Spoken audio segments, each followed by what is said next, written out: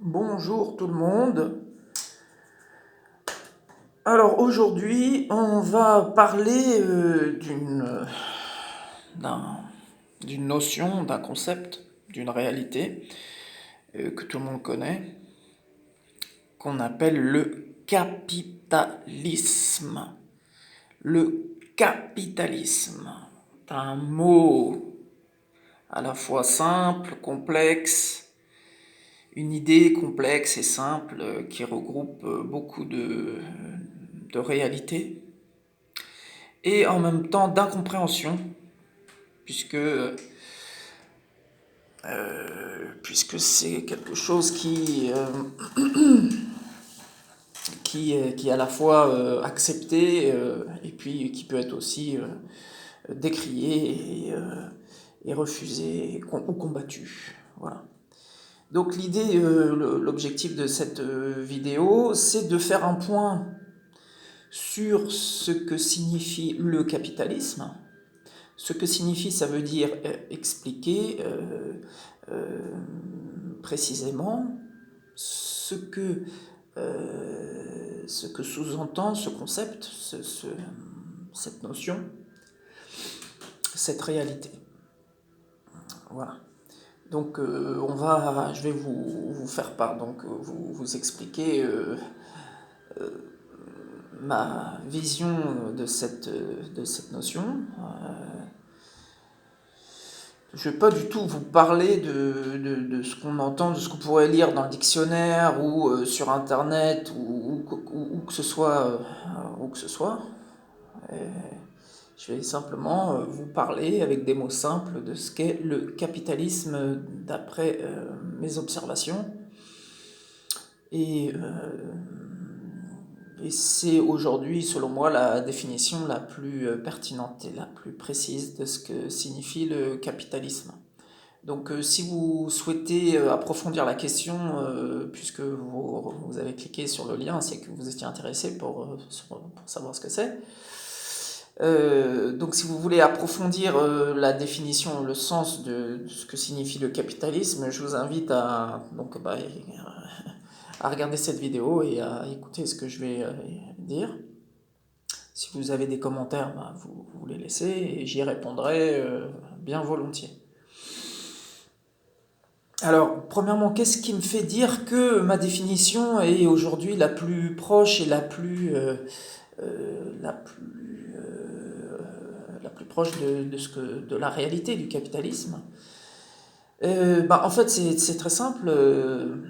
Quoi, c'est très simple. Certains d'entre nous ont des capacités ou non à pouvoir identifier des fonctionnements et des systèmes, et donc leurs processus.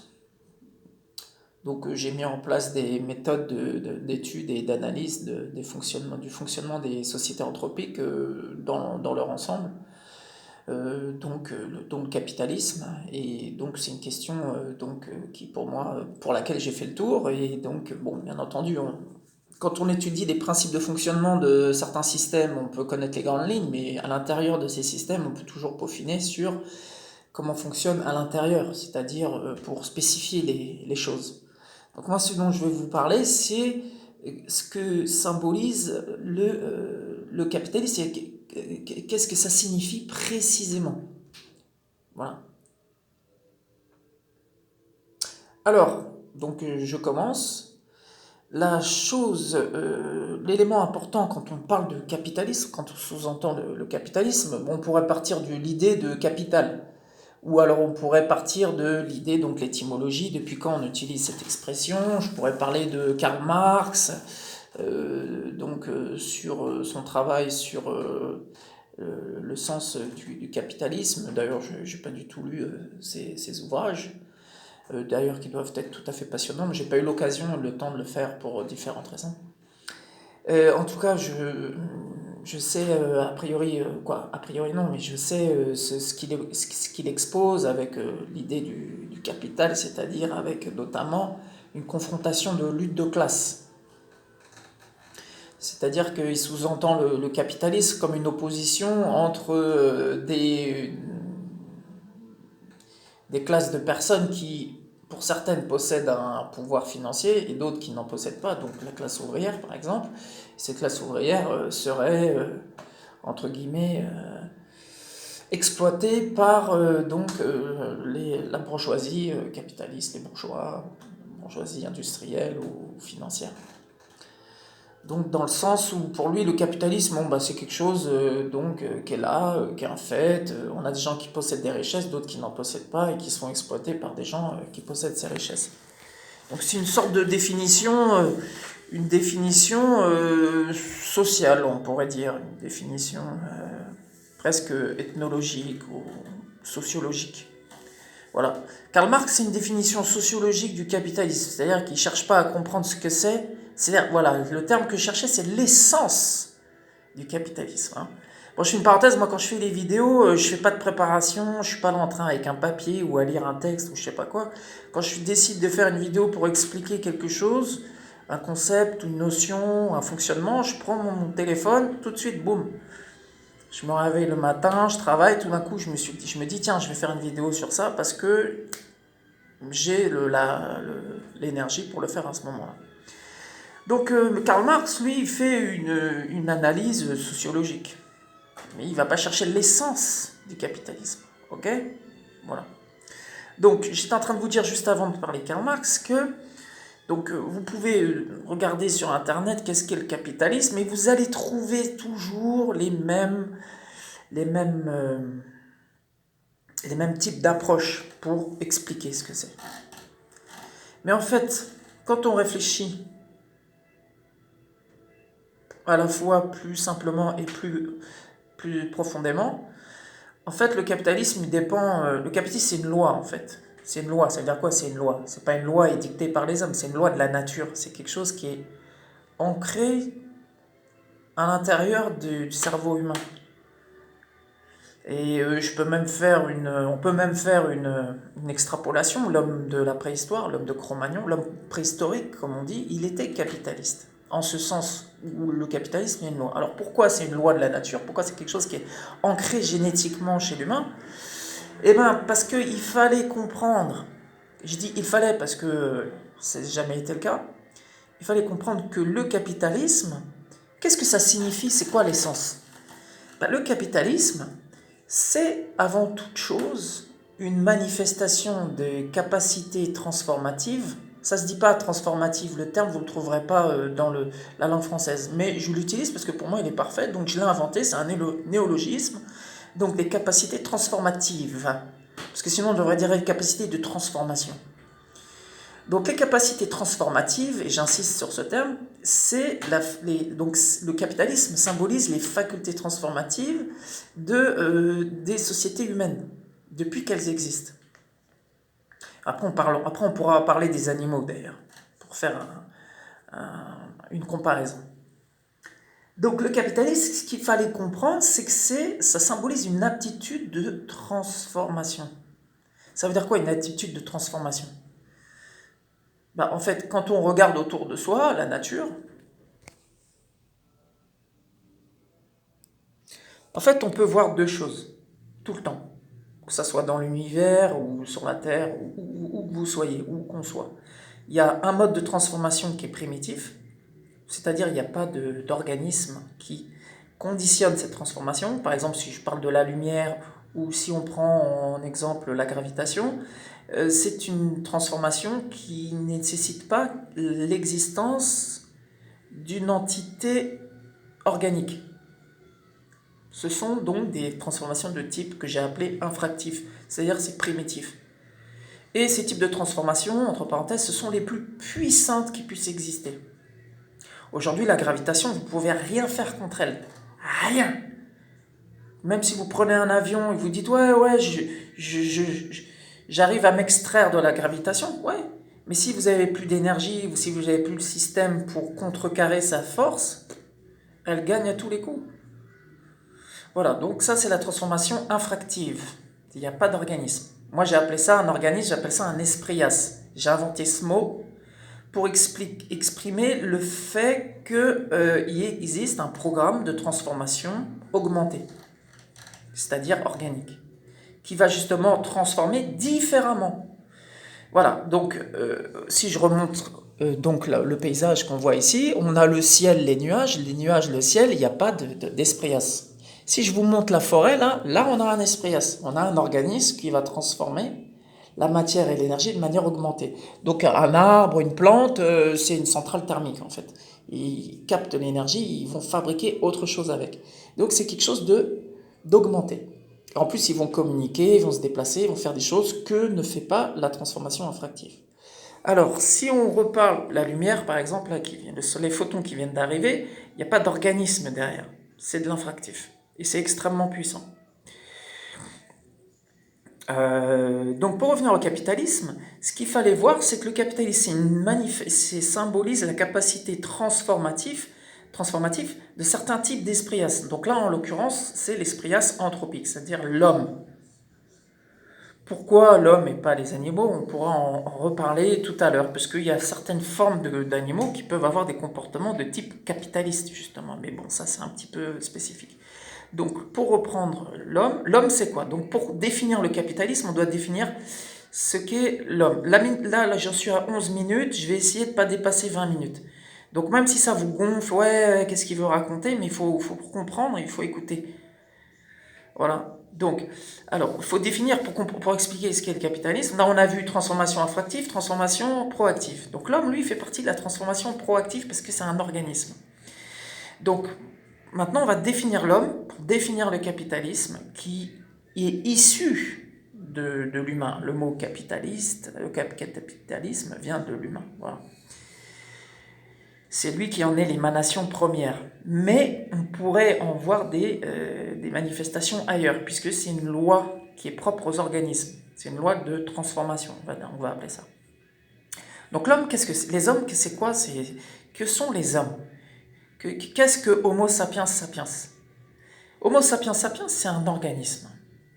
C'est un esprias. Il fait partie de la transformation de la TME générale de type proactif.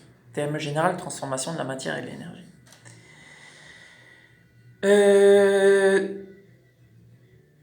Donc, les organismes, ce qui conditionne leur existence, c'est qu'ils font partie donc, de cette TME générale, et cette TME générale, elle est conditionnée, en ce qui concerne les organismes, par des lois, comme par exemple l'évolution. Donc l'évolution, c'est quoi? L'évolution, c'est Darwin, hein, donc. L'évolution, puisqu'après le capitalisme... Pourquoi je vous parle de Darwin? Parce que c'est en lien avec le capitalisme, puisque le capitalisme, ça met en exergue l'idée de compétition. D'accord? Donc on garde ça de côté et on revient sur les humains. Les humains, c'est quoi? Ce sont des organismes qui sont en compétition par rapport au principe de l'évolution. Donc ils sont en compétition. Il y a deux types de compétition, d'une certaine manière. Il y a une compétition toujours... il y a toujours... Alors quand je parle de ces deux types de compétition, c'est toujours en lien avec la TME générale. Il y a une compétition qui est en lien avec l'infractif, c'est-à-dire que les humains doivent s'adapter à l'environnement, qui est très puissant, comme j'ai expliqué. Et c'est aussi, donc vous avez deviné, en lien avec d'autres organismes, dont l'homme lui-même. Les humains sont leurs propres prédateurs, entre guillemets. Les humains n'ont pas de prédateurs à part l'humain. Donc les deux types d'éléments qui font pression sur les humains sont l'environnement et l'humain lui-même. Donc le capitalisme, quand on a compris ça, le capitalisme, on comprend tout de suite ce que c'est.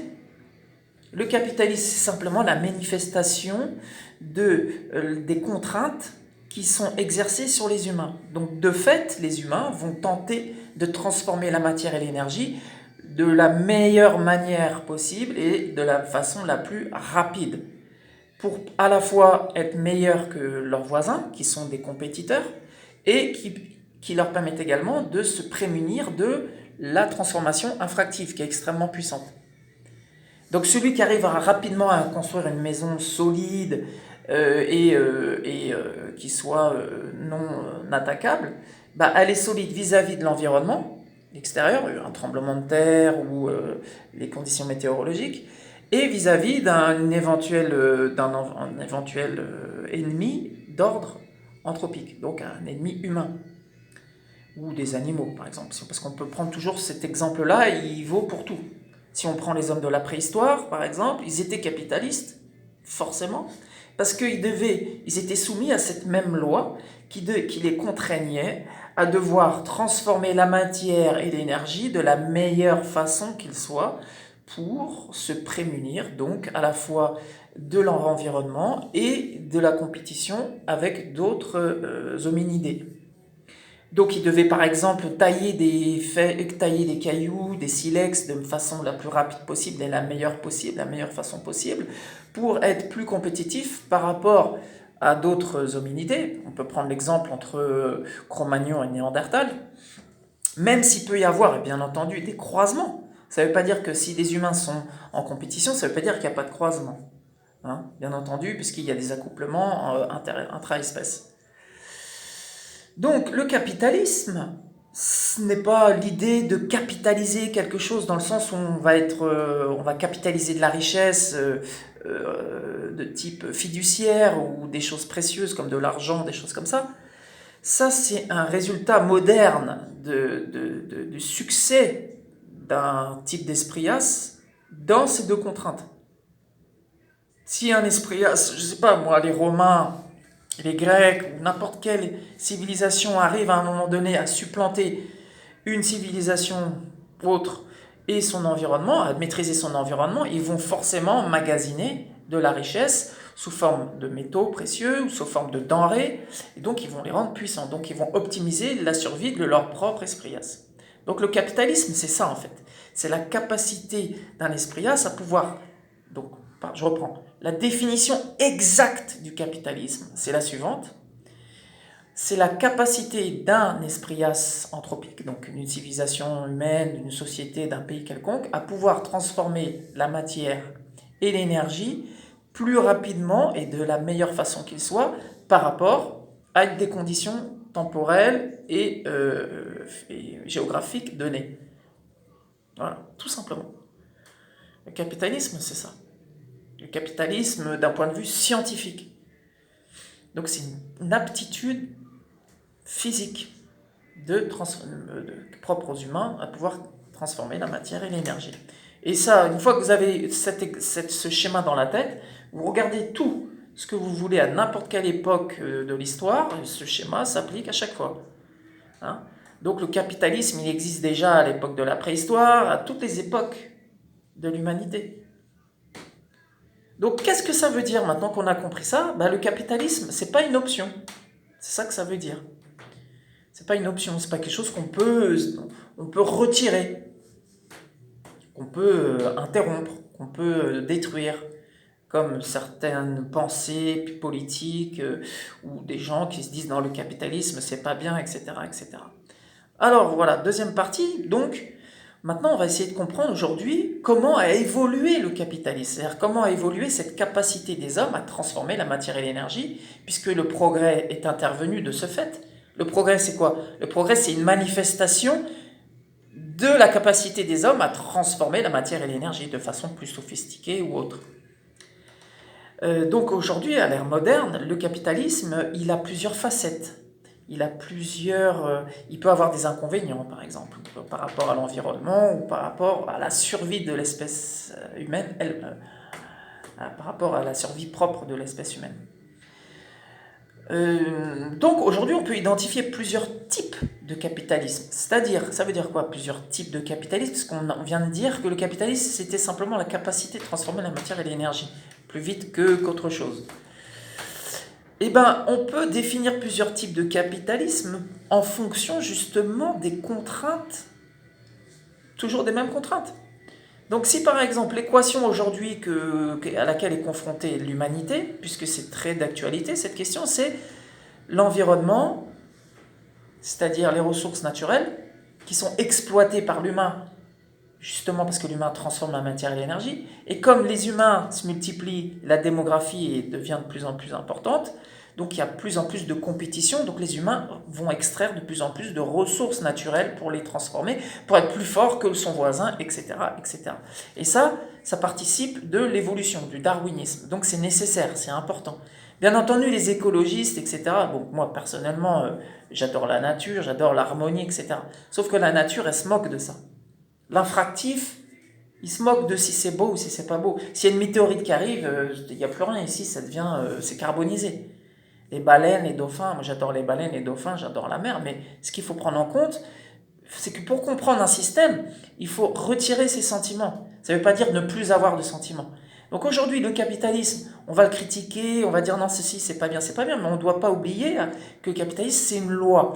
Donc effectivement, je reviens à ce que je disais tout à l'heure, on peut identifier plusieurs types de capitalisme en fonction de cette fameuse équation. L'équation, c'est quoi? L'équation à laquelle est confronté aujourd'hui le capitalisme, mais le capitalisme, c'est d'ailleurs l'humanité, c'est la même chose, c'est synonyme.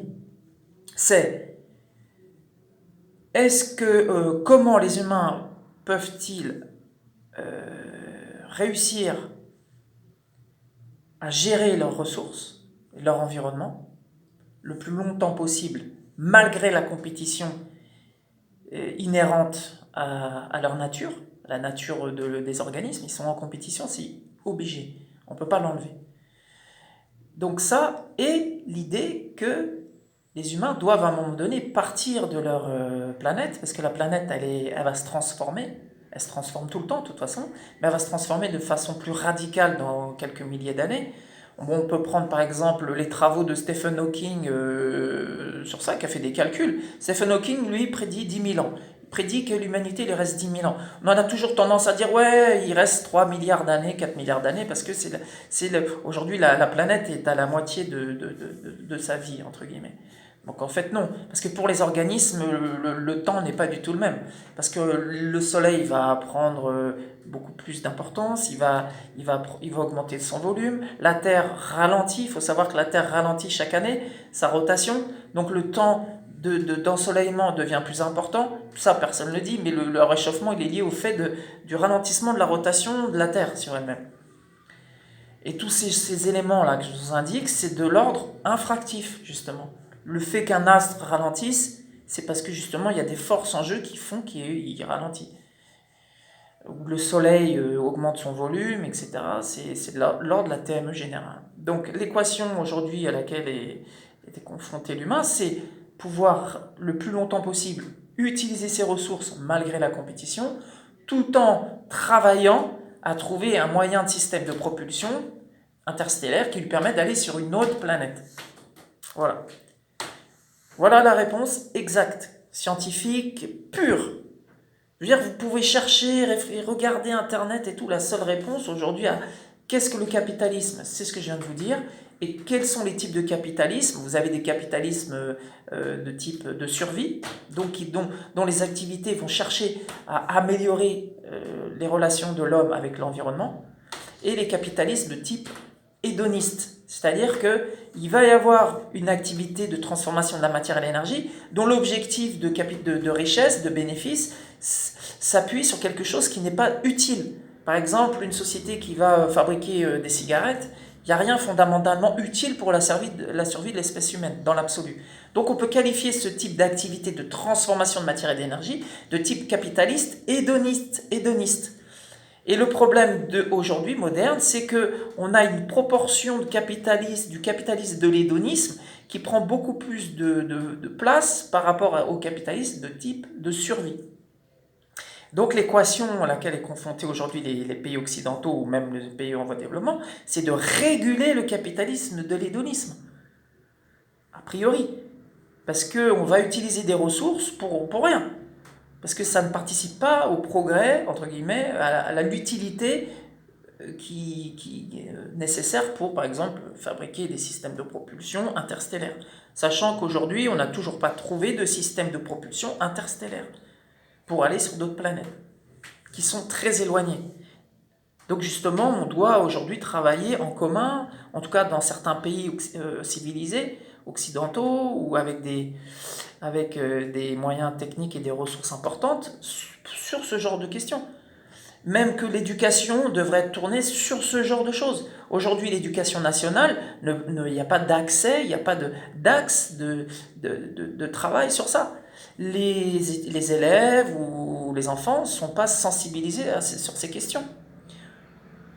Donc, On est vraiment à l'âge de la préhistoire aujourd'hui en termes de sensibilisation sur ce qu'est le capitalisme, ce que ça signifie vraiment, et sur des changements de paradigme, des changements comportementaux, politiques, institutionnels, etc., tournés vers la prise de conscience des comportements de consommateurs et d'éducation, de développement autour des questions qui concernent l'humanité en elle-même en tant qu'espèce. Donc aujourd'hui, on est plutôt tourné vers un capitalisme de l'hédonisme. On veut partir en vacances, on veut manger ce qu'on veut, on veut se déplacer comme on veut faire comme on veut. Voilà. Donc le principe de la liberté, aujourd'hui, il est complètement aux antipodes de ce qui devrait être pour permettre aux humains de dompter le capitalisme, vraiment, de le maîtriser. Et ça provient d'une autre loi qui est celle d'une loi de Darwin, la compétition. Donc aujourd'hui, un mec qui veut investir dans n'importe quel type d'activité simplement pour faire de l'argent et pour se sentir tranquille, heureux et vivre le plus longtemps possible, c'est la règle. C'est la règle. Et cette règle en soi, elle est légitime puisque il y a une compétition qui existe et tout le monde veut emmagasiner un maximum de richesses pour éviter de se retrouver en difficulté. Et ça nous permet de poser, de rappeler historiquement, de se reposer la question sur ce qu'était le communisme, par exemple. Le communisme, c'était d'abord du capitalisme. Et il ne faut pas l'oublier. Là, on pense que les gens qui parlent du communiste, ou même les communistes eux-mêmes, vont considérer que les communistes n'étaient pas des capitalistes. Mais les communistes, ils transformaient la matière et l'énergie. Il y avait une compétition il n'y avait pas véritablement de société, tout était nationalisé, etc. Mais il y avait de l'argent, il y avait une forme de compétition dans certains domaines. Les gens pouvaient acheter des voitures, il y avait des fabrications, il y avait des choses qui étaient mises en place. Et même s'il n'y avait pas une forte compétition à l'intérieur de l'Union soviétique, puisqu'il n'y avait pas véritablement de société privée, la compétition, elle existait avec d'autres pays. Donc en ce sens, le capitalisme existait.